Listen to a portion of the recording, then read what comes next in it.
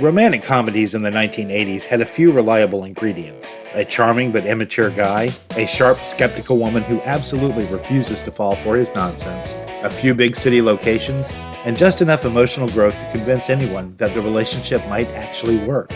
And in 1987, one movie decided to build that formula around a very specific character trait. The hero is a guy who literally cannot stop trying to pick up women. That movie is The Pickup Artist, directed by James Toback and starring a very young Robert Downey Jr., just credited as Robert Downey, alongside Molly Ringwald. And while it's not one of the defining romantic comedies of the 80s, it's an interesting snapshot of two stars at very different moments in their careers, and of a rom-com that's a little stranger than you might expect. Robert Downey Jr. plays Jack Jericho, who is charming, fast-talking, and completely incapable of walking past a woman without attempting to start a conversation.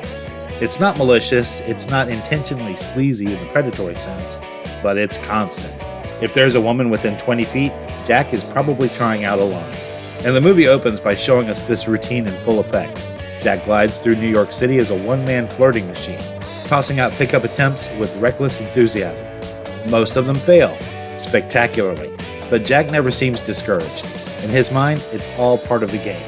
And then he meets Randy Jensen, played by Molly Ringwald. Now, if you were watching movies in the mid-80s, Ringwald was basically royalty. Thanks to movies like 16 Candles, The Breakfast Club, and Pretty in Pink, she had become the face of a whole generation of teen movies. But The Pickup Artist is an interesting shift for her. She's playing older, a little more world-weary, and far less impressed with the male lead than audiences might expect.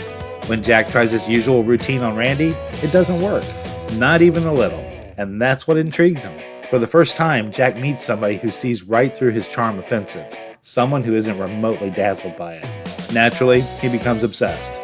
Watching this movie today, what jumps out immediately is Robert Downey Jr. Even this early in his career, the charisma is undeniable. He's quick, funny, and totally comfortable delivering Toback's rapid-fire dialogue. And he doesn't play Jack as a smooth operator. He plays him as a hyperactive romantic optimist, a guy who genuinely believes every conversation might turn into a connection. Sometimes he's charming, sometimes he's exhausting, but he's rarely boring. And the movie wisely lets his natural energy drive the entire story. Now here's where The Pickup Artist gets a little unusual. Most romantic comedies are about two people slowly realizing they belong together. This one is partially about that. But it's also about gambling debts. Yes, really. Randy's father, played by Dennis Hopper, owes money to some extremely unpleasant loan sharks. Suddenly, Jack's romantic pursuit gets tangled up in a race to save Randy's father from serious trouble, which means the movie occasionally veers from romantic comedy into something that feels more like a low-level crime caper. It's not a bad subplot, it's just tonally a little odd. You can almost feel the movie deciding halfway through that the characters might need something more urgent than flirting. Writer-director James Toback brings a very specific style to the film. His dialogue-heavy scenes feel loose and conversational, sometimes almost improvised. The camera often just follows characters wandering through New York streets while talking. It gives the movie a slightly raw, urban energy that's different from the polished romantic comedies of the time. At moments, it almost feels like a romantic comedy filtered through a New York indie film, which makes sense because Toback was always more interested in character behavior than traditional rom-com structure. Does it work?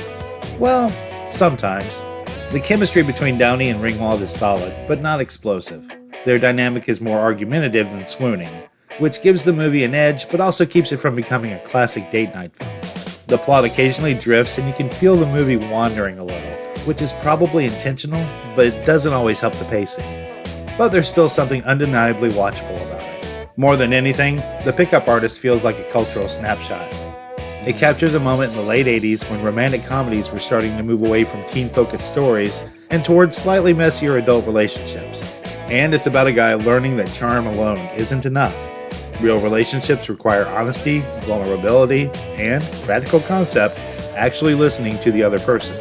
Jack spends the entire movie learning that lesson, slowly, very slowly, with many, many pickup attempts along the way. The Pickup Artist isn't the most famous film in either Downey or Ringwald's careers. It's not the funniest rom-com of the 80s, and it's definitely not the tightest, but it's still an interesting one to revisit. You get early glimpses of Downey's star power, Ringwald stretching beyond the teen roles that made her famous, and a romantic comedy that's just offbeat enough to stand out from the pack. Plus, it asks a question that still feels relevant today. What happens when someone whose entire identity is built around flirting and finally finds someone who refuses to play along? The answer, apparently, is an hour and a half of awkward charm, with one pickup artist slowly realizing he might actually have to grow up. Do you have a favorite 80s rom-com that isn't When Harry Met Sally? Let me know down in the comments.